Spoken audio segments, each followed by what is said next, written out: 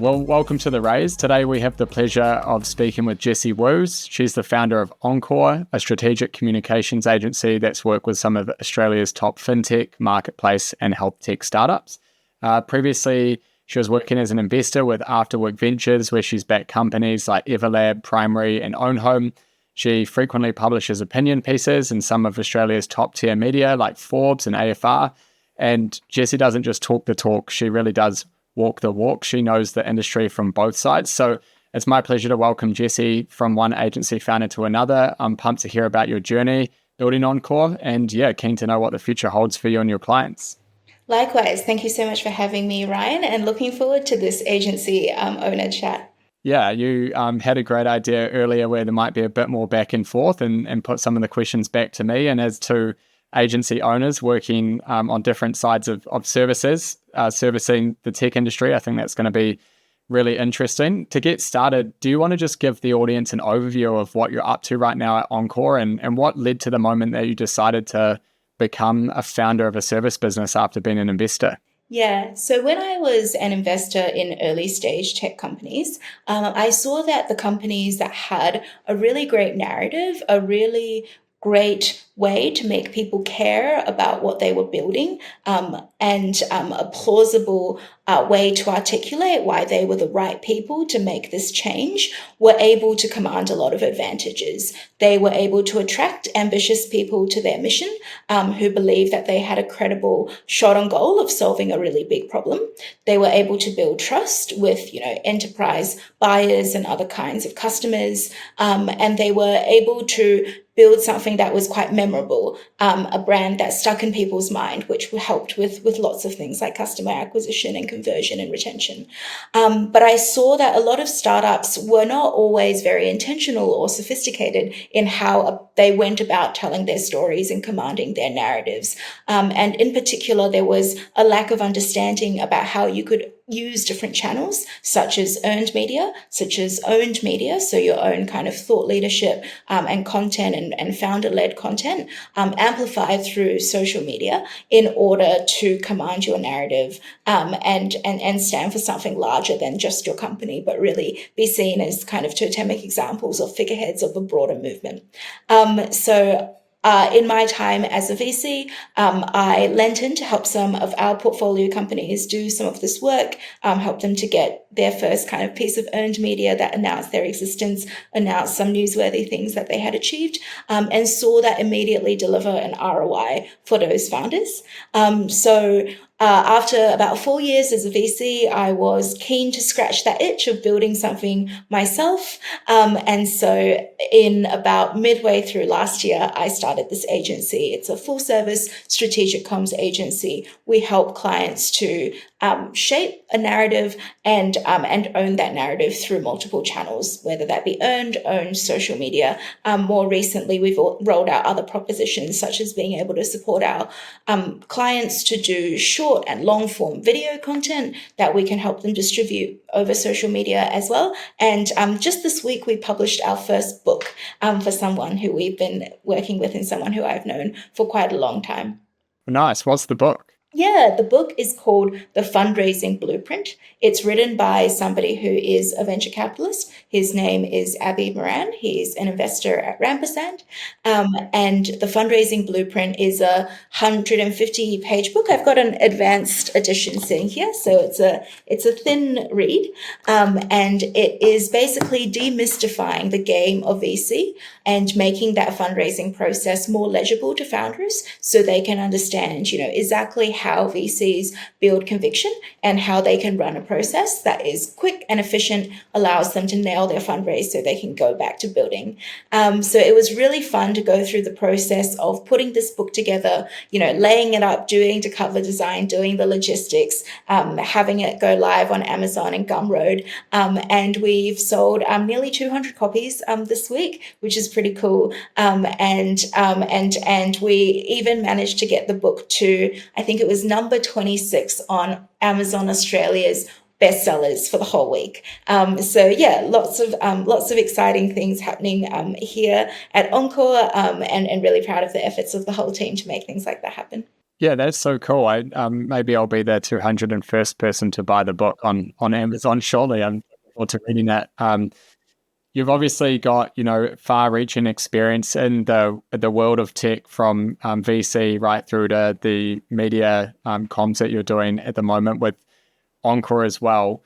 You talked a little bit around shaping narratives for startups, and I'm a huge, as a performance marketer, contrary to popular opinion, I'm a huge fan of brand and PR and media, as opposed to being way too nailed down and just refining a CAC number and a Google Ads dashboard or something like that.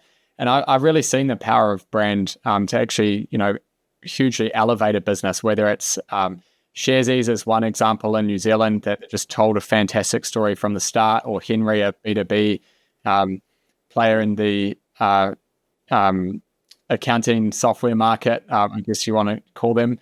And yeah, talk to me a little bit around what your views are on just how important it is to have a strong brand and have a strong story right from the start for a startup.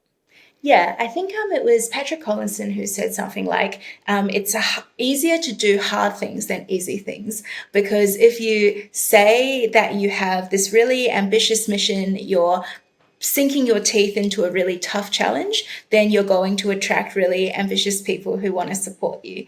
I think that being able to command a strong narrative is something similar to that. It's putting out a bat signal in the world to say, there is something that's broken about the way that things are. There's maybe incumbents who are taking advantage of that brokenness to shortchange you, but that there is a better way, and we stand for that way. And these are all of the things that we're doing to make, your lives easier by making this product cheaper, more intuitive, more accessible.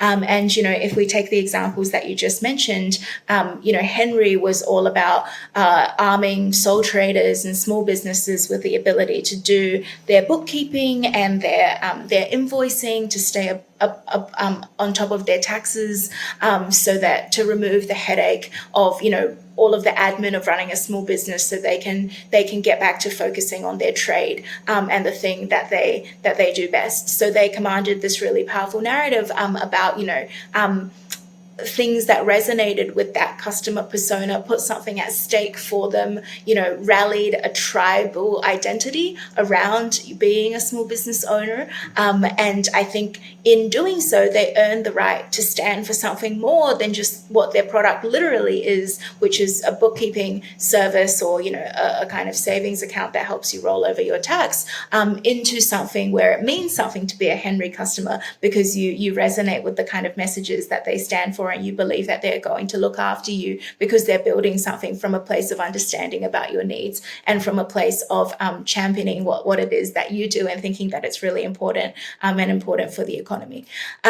So I think, telling that story through earned and owned media is sometimes a way to get that believed, more so than if you were simply using paid marketing as your only channel, right? Because say you're hiring, it would be fairly natural to say, oh, hey, if you want to understand the business a little bit more, here's a podcast that the founder did on a respected show where they share the vision, or here's a newspaper article where someone has written a feature on us and what we've built. It would be quite natural to send them those assets, right? Whereas I think it would be a little bit unusual to say, here's a piece of paid marketing that we did, or here's a photo of a billboard that we put up. Right. So earned media and comms is a way to get that message across in ways that maybe have more credibility, more social proof than through paid messages, and influences different kinds of people in different ways than those paid messages.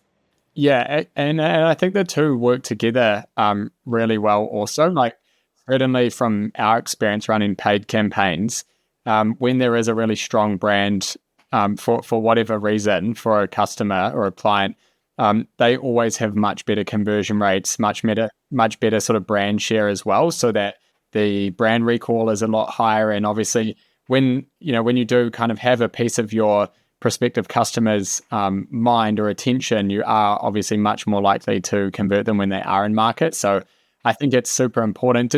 When you were working in the venture space, is this something that you took into account as part of your due diligence, or is it something that sort of evolved through pattern matching and understanding how successful companies with a great voice are? I think that we saw it translate into outcomes for the company in a few ways. I think one, the founder's ability to, paint a really credible, vivid picture about the future that they were sailing towards, were more likely to be able to attract really great talent, especially if they were building something in an area that was a little bit niche, like, say, procurement or supply chain, right? Not intuitively the sexiest things, but if you're able to say, why does supply chain matter? Why is supply chain actually the backbone of our whole economy? Why is solving the tough, unsexy problems in supply chain actually able to have a huge impact on, GDP, right? Those who were able to raise the stakes of the problem that they were solving were able to attract better talent. They were able to attract better partners, better advisors, more investors, and all of those things help with the success of businesses, especially in that early to one. I think in more competitive spaces, the companies that were able to paint themselves as the totemic example of the company solving that problem were able to create a bit of a virtuous flywheel when it came to brand trust. So let's think in healthcare.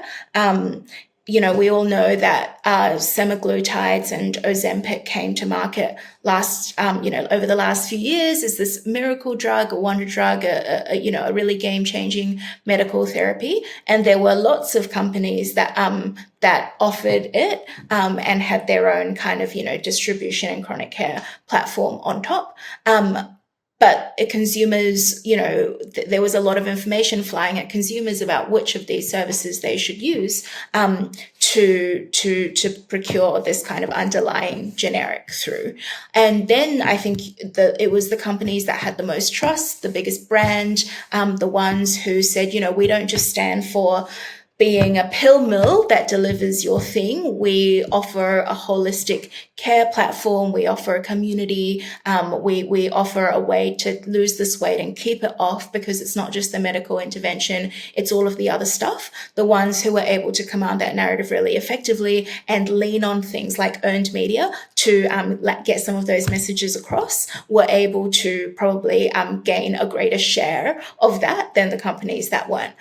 So in competitive spaces, it's really important as well to be able to position yourself as the totemic example of the company in your space.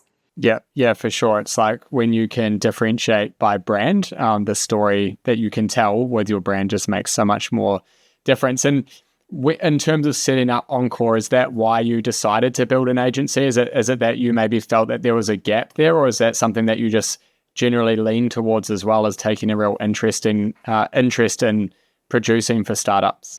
Yeah, I think I was really guided towards what was I obsessively thinking about in my spare time? I do have this love of narrative and do believe that narratives are one of the primary ways in which humans ingest and remember and retell information. I studied literature at university, always loved writing. So that's something that stayed with me. I was also, reading the news a lot, as I think you do as a venture capitalist.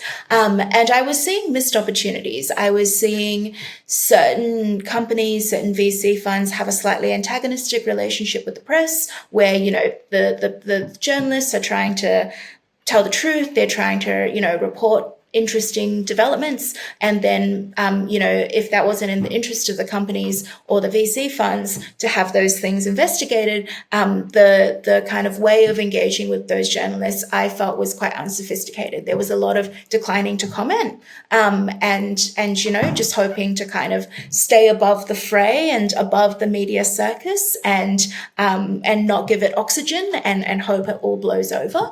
But I think that when you leave a narrative vacuum, somebody will fill it. Somebody else's perspective, somebody else's set of facts will fill it. And it's just a wasted opportunity when you decline to comment. And I know a lot of PRs don't agree with me on this. They think that, sometimes you do want to stay above the fray. Sometimes you don't want to dignify it with a response. They encourage their clients not to comment because they think that, that's kind of getting into the rabble of it. So I saw that there was an opportunity in Australia for an agency whose advice was to be a bit more bold, and to kind of not be on the offensive, but to, command the narrative, to take opportunities to comment as an opportunity to put forward your point of view, and to really encourage founders to get out front, and to go direct and really see the narrative of the company and the way that it's perceived in the public as a core part of their responsibility as a CEO. And I thought it was an exciting thing to do, to be a partner for them in that, and would kind of scratch the itch of what my brain naturally ticks over. But I also have a huge amount of respect for journalists and for the media, and want to play my role in making the media something that's more kind of sustainable, that canvasses, lots of contrary perspectives and has a real debate. So something that we've done as Encour is also become media producers. So we've just launched our first podcast, which is Gen Z Explained. Will, who writes 2 newsletters now, Overnight Success and Winning Formula, which we support him to do. And then, we've just published our first book, which we talked about earlier. Yeah, that's amazing. And I think you talked about being bold and sort of taking a stand as a founder as well. What's the genesis of coming up with a story? Is it something that, starts at the why of like, why did you create the company? Or is it something that you kind of can brainstorm and really understand what are those big things in the industry no one's talking about? What's the general process to find your story if you're a founder just getting started? Yeah, it's a great question. And I would love to hear your answer on this as well, Ryan, when you think about, the paid campaigns that founders do. I think for me, we always try to tie comms campaigns to a commercial outcome. So the framework that we give our founders is what's the key belief you need to instill in what audience so they take what action, and how does that drive a business outcome for you? And so, let's say you are a cybersecurity company targeting enterprises like banks or whatever. The key belief you need to instill is, there is a threat vector that I really need to get a top of, and this is the company that has the best technology to help me to do it. And the target audience is, CISOs, CTOs, maybe CEOs, boards of these companies.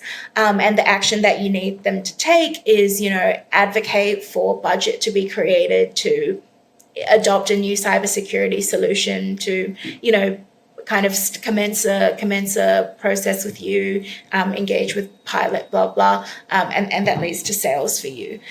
So now you've got the key belief you need to instill in that audience. And then we can go a little bit deeper. So we can say, it's really hard to incept a belief from nothing, to go from them having no thoughts on the matter to suddenly being like, oh, I need to procure this company, right? So how do you start with the key beliefs that they already have, and maybe there are new threat vectors emerging every day because of AI that I don't feel fully across, right? That might be where you start from. And then the move that you can do is, how do you build a bridge from that core belief to what you want them to believe, using a channel that they already find authoritative. And that could be an influencer, it could be, a press, like a specific CISO trade press. It could be broad business media like the AFR or the New Zealand Herald.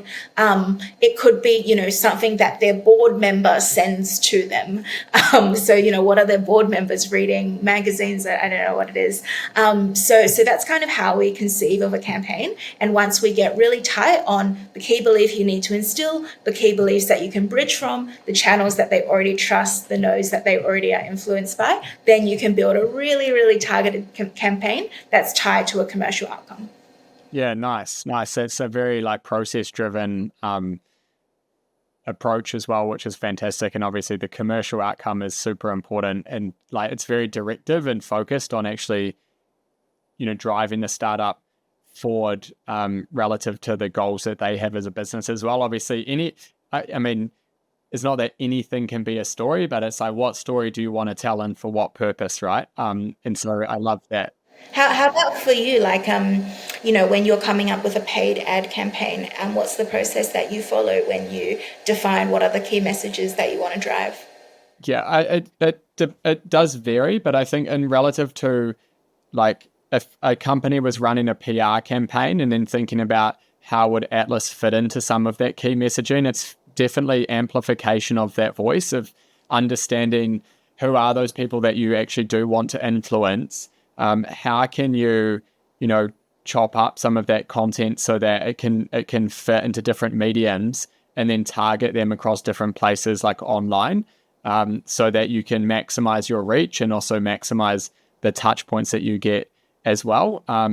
Frequency and touch points, I think, are super important for this type of thing, whereby, say there's a story around a capital raise that you've done, or if you're doing a small pre-seed and then you really want that to have an influence into raising like a larger seed from an institutional investor, it can make a lot of sense to then think of, okay, well, what is that story? And then how can we promote that story online and kind of over the next 6 to 9 months in a way that it's more evergreen, and then target those specific audience members as well. Obviously, one story can be pulled apart and mean something different to two different audiences as well. Like for your customers, it can scream authority and expertise in that, hey, they're doing something different in this space and they can solve the problem that I've got. And to an investor, it might seem like, hey, it looks like they're making traction and solving something challenging, and this is, one to watch. And so that's definitely the approach I think we would take in terms of PR, or at least working with an agency or amplifying a message here. Nice. And for pre-revenue startups, obviously everything's about opportunity cost. We have to make decisions as founders, both you and I, and then to the software founders that are much earlier stage as well, around how should they actually invest that money in order to grow and invest their time. There's trade-offs between PR, paid media, and a bunch of other things they could be doing as well. Why should they invest in strategic communications, and like, how does the timing play into it for you? Yeah, I would say generally early stage startups, pre-revenue startups, I often when I jump on a call with them, the thing I end up recommending is, why don't you try to do a version of this yourself for the first little while? Build some relationships with the journalists that are most relevant to your beat. Most of the time, they want to speak with a subject matter expert. They want to speak with somebody who's got real authority in having experienced the problem, now fixing the problem. And they're more interested in speaking to you about that than they are in speaking to me, right?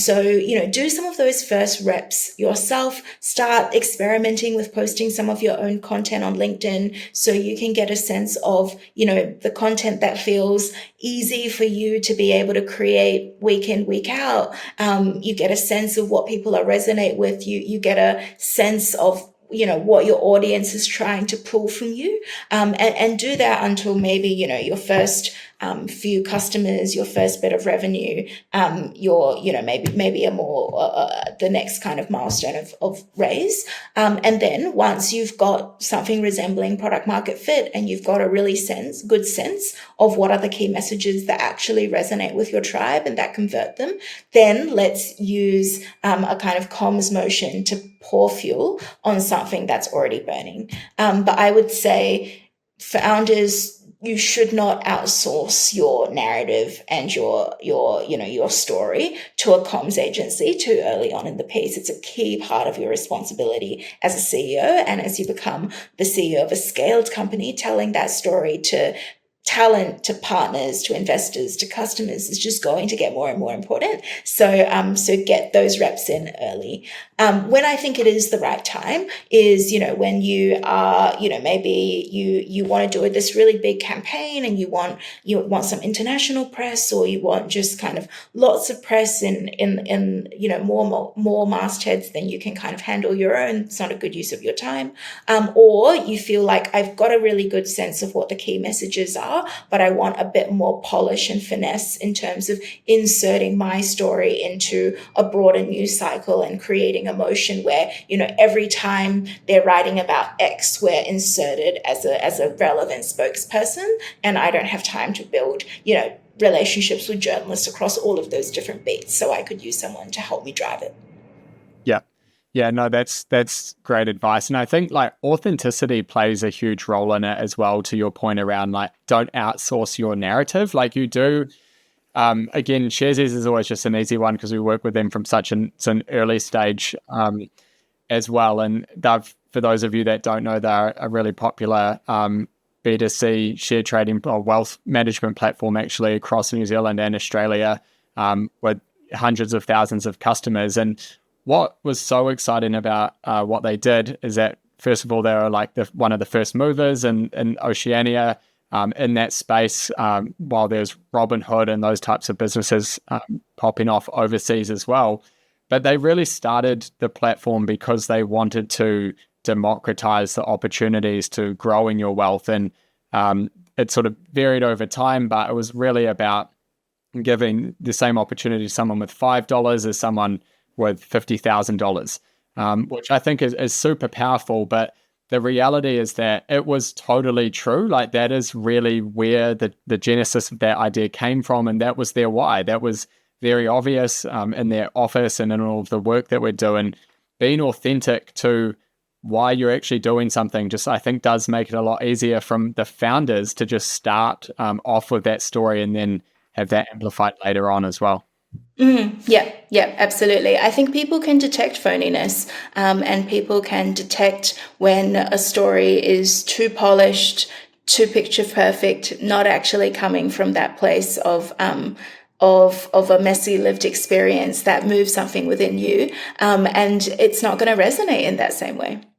Yeah, exactly. And on that note, things don't always go well for startups or established companies as well, established scale-ups. When, the bad stuff does happen, so there's a product issue or whatever it may be, what's your general advice on how to approach that? Yeah, I would say my personal perspective is, especially in this era where there's like low trust in media, low trust in institutions, there's a lot of respect for people who kind of unapologetically command a clear narrative and take ownership, even if it means owning mistakes and admitting that they were wrong. I think generally I would say first decide whether you're going to apologize, and what's the decision tree. Did you do something wrong? If yes, then own it and apologize. If no, then don't apologize. Just don't. Don't say, we're sorry that some people were offended, or, if you don't think you did anything wrong, then stick by your guns. Use the opportunity to underscore or highlight a key value that is guiding why you did that thing. And to the extent that you're going to polarize some people and annoy them, what we say is bludgeon the curmudgeon. So if there's going to be a group of people who are, no matter what you do, they're not going to be pleased, then instead of trying to sway them, because you probably won't be able to, actually pick a fight with them and use that kind of point of contrast between what you stand for and what they want you to stand for to highlight your key values and resonate stronger with a key tribe that you've already got on board. That's our stance. That's amazing advice. I really like that. And certainly it's a lot easier to convince sort of the fence sitters that actually just don't have the information to make an informed decision that it is to convince the people that have made up their minds already. You've touched on the word tribe a couple of times. Tell me a little bit more around your views of just like really having an audience that believes in what you do. Yeah, I mean, look, I think the world is tribal, and you've got to pick your tribe. I think that you'll get very not far selling to a lowest common denominator person, because it's really hard to activate somebody who, doesn't care about anything in particular to take an action such as buy from you or switch to you, or like if you're doing some category creation, like engage with a problem that they didn't even know they had, right? I believe the world is tribal and you've got to pick your tribe. I think it's really hard to sell to a lowest common denominator persona who has no particular beliefs, no particular allegiances. It's very hard to activate that kind of person to do something that you want them to do, whether that be buy from you or switch to you, or, engage with a completely new product or workflow that they have never used before. So I think instead, start with people who already have a set of beliefs about something, who feel very strongly about their kind of identification with a certain cause or a mission. Maybe that it's that they're an environmentalist and they're somebody who tries to minimize the impact they have on the climate, and who have disdain for people who are, maximalist in the way they live, right?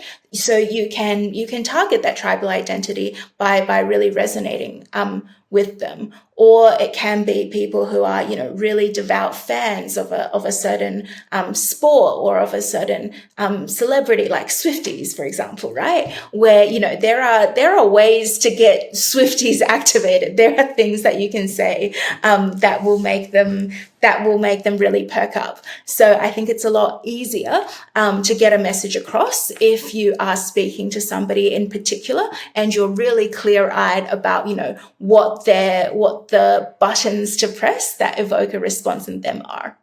Yeah, I love that. Again, there's just really coming through how sort of process-driven and well thought out Encour's approach is to doing media, and it's a great way to just think about targeting your audience or your tribe as well. To some founders, it might sound a bit scary getting in the spotlight or doing media.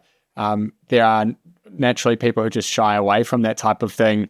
What's your advice to them, or do you have any sort of reflections on instances where people might not have felt like they naturally could do that, but actually have a great story to tell? Yeah, I think one good reframe is, it is the role of a CEO. For public listed companies, I think there was a survey done, and over 45% of the kind of accounting for whether a company is well perceived is whether the founder and the leadership is well perceived. So the founder is kind of personal brand and their authority in a space is directly tied to the perception of that company and how desirable it is to work for and partner with and buy from and all of those kinds of things. So as the founder, it's part of your role. It's part of your role to kind of be the chief ambassador evangelist for your company's mission and vision and what you stand for. And if you don't care enough to tell that story, why should anyone else care enough to tell that story, right? And that's a reframe that sometimes helps founders, which is, look, you're not doing this from a place of personal ego or narcissism. You are doing this because it is part of your role as the CEO to be the face of the company. So I think sometimes founders, when they see it in that way, are like, okay, okay, if it needs to be done, it needs to be done. I think another part of it is to think about how, a brand can be a moat around your company, right? Maybe, let's say AI agents as a current example.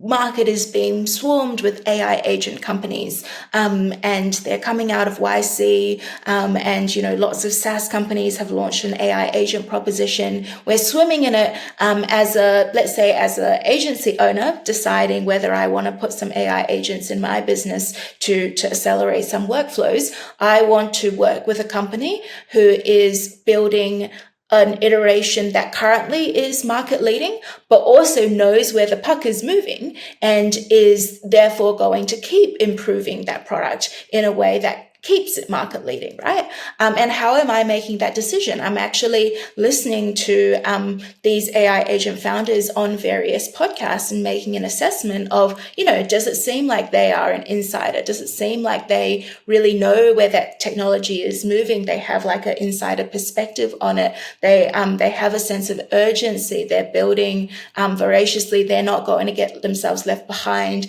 They're going to be the ones to be able to raise more capital to double down on their product. All of those kinds of things. And I'm making my decision that way. So it's actually really important to moving the needle on your business when it comes to customer acquisition and partner acquisition. Yeah, absolutely. And I think coming back to that point around opportunity cost, obviously for startups and scale-up businesses, there is a limited amount of funds and those need to sort of get you to the next milestone. How do you work with businesses to help them or how do you help businesses understand what the impact that your work can have, and how do you sort of measure that as well?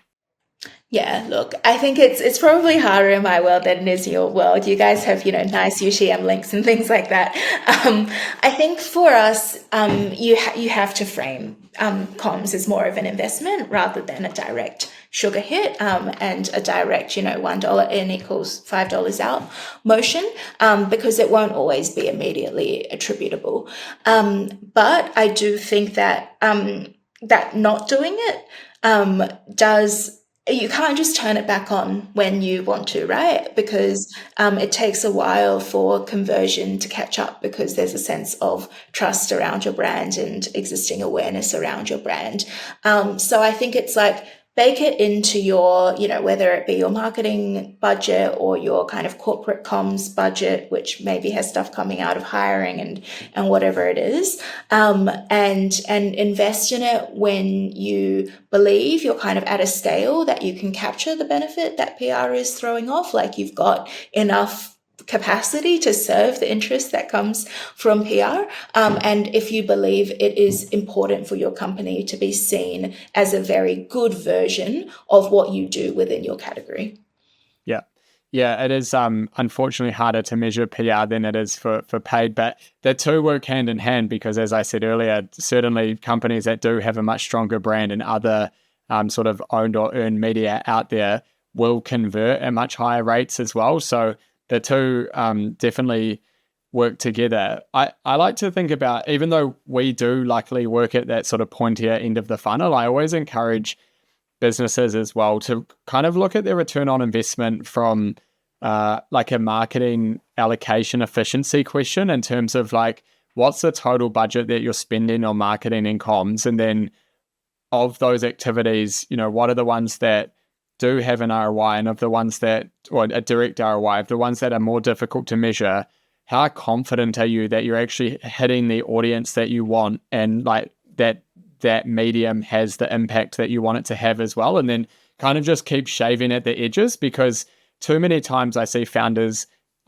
switching something off or not doing an activity because they're like, well, what did that make us? When in reality that, seeing a news article or something like that is an extremely powerful touch point that's going to build that trust and credibility for you to actually convert people down the line as well. So, yeah. Yeah. I think if you're trying to drive, spikes in website visits or direct sales off a comms campaign, almost not going to be set up for success. It does have to be thought of as a longer term investment in your company's authority and brand.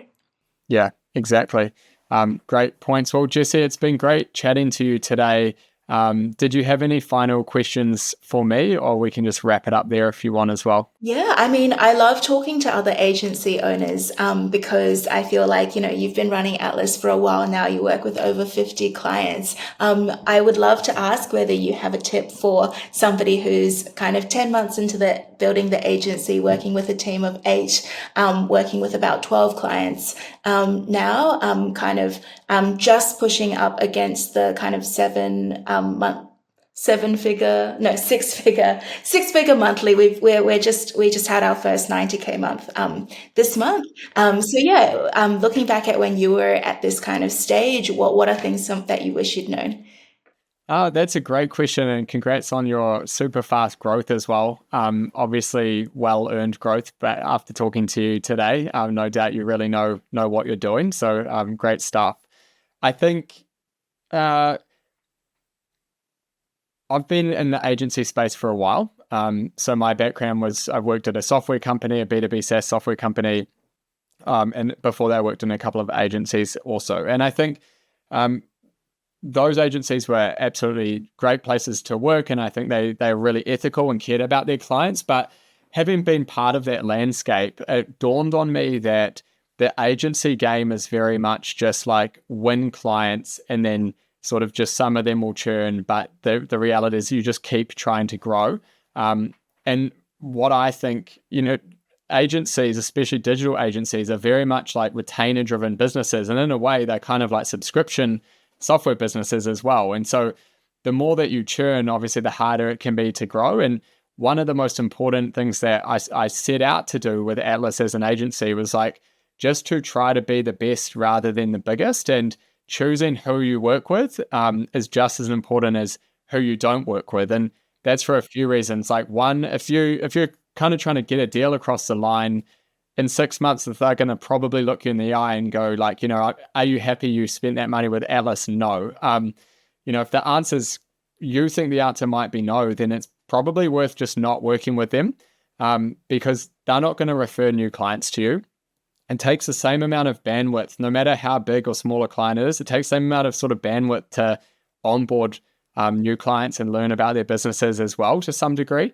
And then thirdly, the wrong clients can really burn out your team and your business and yourself as well. And so I think kind of choosing who you work with as a service business is definitely one of the most important things. And hand in hand with that is just expectation setting from the start. Like what we're doing, I often think it would be so much easier if I just decided to work as a regular agency and just get on any clients and work with real estate and e-com and all of that. Because, there's that breadth and some of it will work and some of it won't. Whereas in the agency space or in the tech space, especially the early stage startup space, a lot of companies are trying to establish product market fit for themselves. They don't even know if their business is going to work, right? And so it kind of does amplify the level. And I think for those companies sitting out at that stage, I'm just very careful to set expectations with them on, what to expect and what it is that you can offer in terms of like expertise and that type of thing, as opposed to a silver bullet guarantee that you're going to grow their business. Because I think if you don't set the right expectations in a service business, then you're setting yourself up to fail, and you're setting, you're doing the opposite of what a marketer should do, which is ideally you want to under promise and over deliver, not the other way around. So that's probably a couple of the initial thoughts that I had. Another thing that's quite interesting is just as you scale out. So right now we're probably working with about 25 clients at the moment, and we kind of goes up and down depending on project work we're doing and retainers we've got on, but we've probably got about 25 retainers at the moment. And certainly as you start to scale, processes become a lot more important. But that's luckily not something that you have to think about when, I think when you have fewer clients, but it does become more important in time. And maybe I wish someone had a wand they could wave to solve some of that systematization stuff as well. Yeah. Do you rely on really great documentation and, templates and guides about how you do things? Or is it more about the professional development piece and training people up and being able to deliver something at a high quality? Yeah, I like one of the values that drives a lot of what we do at Atlas is be world class, and part of that is there's a wider sort of context here that I won't give because it will take too long. But the reality is no matter who we get compared to, I want a business to look at us and go, you know what, this is like real world class work. This is amazing stuff, and to be able to do that, you need highly experienced staff. So we only hire people with several years of experience on the tools. And we also need to give a level of sort of ownership for those people to sort of shape the direction that they think the client campaigns need to go towards and understanding their business. And so we definitely don't take like a cookie cutter approach to how you should do things, but there does need to be an underpinning of the way that we deliver work. And for us, a lot of that process sits around, client comms. What are the expectations on, how fast should you acknowledge messages that come through? How, if you're going to tell someone something's done by Tuesday and it's not going to be done, they need to know before, Tuesday at 4 when you told them it was going to be done. So a lot of it is process driven at the client service level, and then process driven at like the onboarding level in terms of what is it that we need to get started, what does reporting look like, and then also like what are those consistent deliverables and how do we stay on top of everything getting done. It's a fine art. Another thing that like I've decided early on is like I didn't want that sort of front-facing suits of account managers with a back end of sort of, I don't know, this kind of picture of like the nerds in the background come to mind where they like doing all the work and then you've got the smooth talker out the front.